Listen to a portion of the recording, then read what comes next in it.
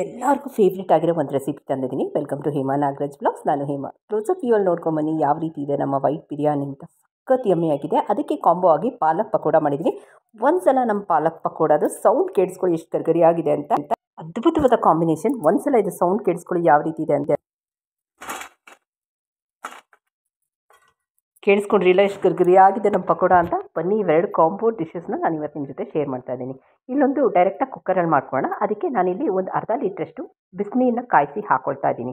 ಅದಕ್ಕೆ ನಾನಿಲ್ಲಿ ಚಕ್ಕೆ, ಲವಂಗ, ಯಾಲಕ್ಕಿ ಮತ್ತು ಮರಾಠಿ ಮೊಗ್ಗು, ಆಮೇಲೆ ಜಾಪತ್ರೆ, ಸೋಂಪು ಮತ್ತು ಲವಂಗ ಎಲ್ಲ ಹಾಕ್ಬಿಟ್ಟು, ಮತ್ತು ಪಲಾವ್ ಎಲೆ, ಓಕೆನಾ, ಸ್ಟೋನ್ ಹೂವು ಇಷ್ಟು ಹಾಕ್ಬಿಟ್ಟು ಇದು ಅಡುಗೆ ಶುರು ಮಾಡೋಕ್ಕೆ ಮುಂಚೆ ನಾನೊಂದು ಅರ್ಧ kg ಬಾಸ್ಮತಿ ಅಕ್ಕಿನ ನೆನೆಸಿಟ್ಟಿದ್ದೀನಿ.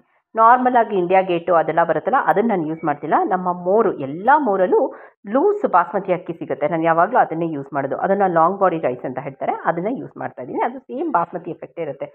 ಈ ರೈಸ್ ನೀವು ಮಾಡ್ತಿದ್ರೆ ಮನೆಯೆಲ್ಲ ಅಷ್ಟು ಅದ್ಭುತವಾದ ಪರಿಮಳ ಬರುತ್ತೆ. ಇದಕ್ಕೆ ನಾನು ಒಂದು 10 ನಿಮಿಷ ನೆನೆ ಹಾಕಿ ಇಟ್ಕೊಂಡಿರೋ ಬಾಸ್ಮತಿ ಅಕ್ಕಿ ಹಾಕ್ಕೊಳ್ತಾ ಇದ್ದೀನಿ. ಅಂದರೆ ಇದಕ್ಕೆ ನಾನು ಚಕ್ಕೆ, ಲವಂಗ, ಯಾಲಕ್ಕಿ, ಜಾಪತ್ರೆ, ಬೇ ಲೀಫ್ ಅಂದರೆ ಪಲಾವ್ ಎಲೆ ಎಲ್ಲ ಹಾಕ್ಬಿಟ್ಟು, ಇದಕ್ಕೊಂದು ಇಂಪಾರ್ಟೆಂಟ್ ಸ್ಟೆಪ್ ಇದೆ. ಯೂಶಲಿ ನಾವೇನಂತೀವಿ, ಪಲಾವ್ ಮಾಡಬೇಕಾದ್ರೆ ಉದ್ರುದ್ರಾಗಿ ಬರಲ್ಲ ಅಂತ ಹೇಳ್ತೀನಿ.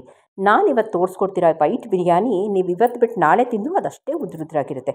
ನೋಡಿ, ಒಂದು 5 ನಿಮಿಷ ಕುದಿಯೋ ನೀರಲ್ಲಿ ಚೆನ್ನಾಗಿ ಅದನ್ನು ಬೇಯಿಸ್ಕೊಂಡು, ಎಲ್ಲಿವರೆಗೂ ಬೇಯಿಸಬೇಕು ಅಂದರೆ ನಾವು ಹಿಂಗೆ ಮುಟ್ಟಿದ್ರೆ ಅದು ಹೊಡಿಬೇಕು, ಗಟ್ಟಿಯಾಗಿ ಹೊಡಿಬೇಕು. ಆ ಟೈಮಲ್ಲಿ ಮೆತ್ತಗಾಗಬಾರ್ದು, ಸ್ವಲ್ಪ ಗಟ್ಟಿಯಾಗಿ ಹೊಡಿಬೇಕು. ಆ ಟೈಮಲ್ಲಿ ಸ್ಟವ್ ಆಫ್ ಮಾಡಿಕೊಂಡು ಇರೋ ನೀರನ್ನ ಬಸ್ಕೊಳ್ತಾ ಇದ್ದೀನಿ. ನೋಡಿ ಫ್ರೆಂಡ್ಸ್, ಇರೋ ನೀರನ್ನ ಬಸ್ಕೊಳ್ತಾ ಇದ್ದೀನಿ.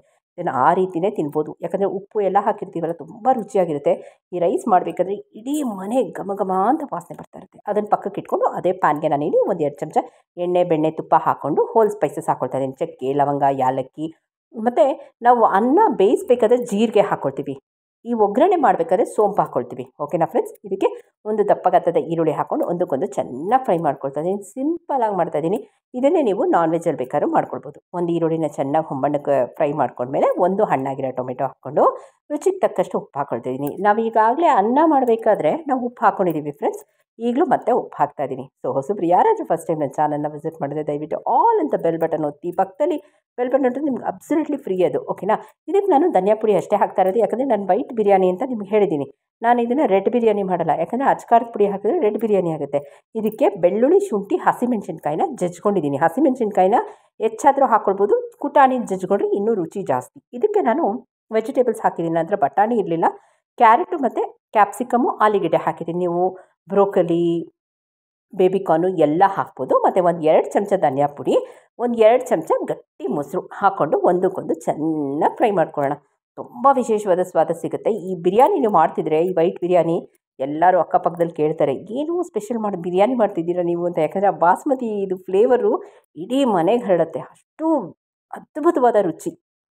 ಇದು ಒಂದಕ್ಕೊಂದು ಚೆನ್ನಾಗಿ ಫ್ರೈ. ಇದು ಆಲ್ಮೋಸ್ಟ್ ಒಂದು 99% ಬೆಂದ್ಬಿಟ್ಟಿರುತ್ತೆ ನಮ್ಮ ಆಲೂಗೆಡ್ಡೆ. ಇದನ್ನು 2 ವಿಭಾಗ ಮಾಡ್ಕೊಳ್ತೀನಿ. ಆ ಗೊಜ್ಜು ಏನು ಮಾಡ್ಕೊಂಡಿದ್ದೋ ಒಂದು ಸಾಸ್ ಪ್ಯಾನ್ಗೆ ಹಾಕ್ಕೊಂಡು ತಳಕ್ಕೆಲ್ಲ ನೀಟಾಗಿ ಸ್ಪ್ರೆಡ್ ಮಾಡಿ ಒಂದು ಲೇಯರ್ ಆಫ್ ನಮ್ಮ ರೈಸ್ ಏನು ಮಾಡ್ಕೊಂಡಿದ್ದೀವೋ ಅದನ್ನು ಹಾಕೋಣ.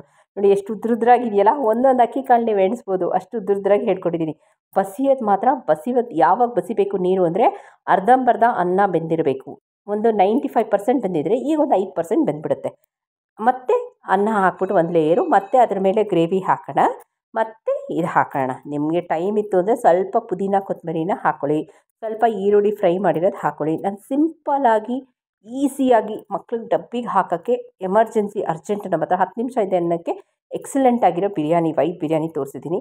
ನಿಮಗೆಲ್ಲ ಇಷ್ಟ ಆಯಿತು ಅಂತ ಭಾವಿಸ್ತೀನಿ. ಒಂದ್ಸಲ ಕ್ಲೋಸಪ್ ವ್ಯೂ ನೋಡ್ಕೊಂಬನ್ನಿ ಯಾವ ರೀತಿ ಇದೆ ಅಂತ. ಇದಕ್ಕೆ ಕಾಂಬೋ ಆಗಿ ನಾನಿಲ್ಲಿ ನಮ್ಮ ಪಾಲಕ್ ಪಕೋಡ ಮಾಡಿದ್ದೀನಿ. ಎಷ್ಟು ಕ್ರಿಸ್ಪಿಯಾಗಿದೆಯಲ್ಲ. ಪಾಲಕ್ ಪಕೋಡ ವೀಡಿಯೋನ ಡೆಫಿನೆಟಾಗಿ ಶಾರ್ಟ್ಸಲ್ಲಿ ಹಾಕ್ತೀನಿ, ಮಿಸ್ ಮಾಡದೆ ವಾಚ್ ಮಾಡಿ. ಓಕೆನಾ. ಇದು ಲೆಂತ್ ವೀಡಿಯೋ ಆಗೋಗುತ್ತೆ ಇದರಲ್ಲಿ ಹಾಕಿದ್ರೆ. ಸೊ ನೋಡಿ ಎಷ್ಟು ಉದ್ರುದ್ರಾಗಿ ಬಂದಿದೆ, ಸೂಪರಾಗಿ ಬಂದಿದ್ದಿಲ್ಲ. ಇವತ್ತೇ ನಿಮ್ಮನ್ನೆಲ್ಲ ಟ್ರೈ ಮಾಡಿ ನಿಮ್ಮ ಫೀಡ್ಬ್ಯಾಕ್ ಕೊಡಿ. Thank you for watching. ಹೋಗಬಲ್ಲ. ನಮಸ್ತೆ ಎಲ್ಲರಿಗೂ. Thank you.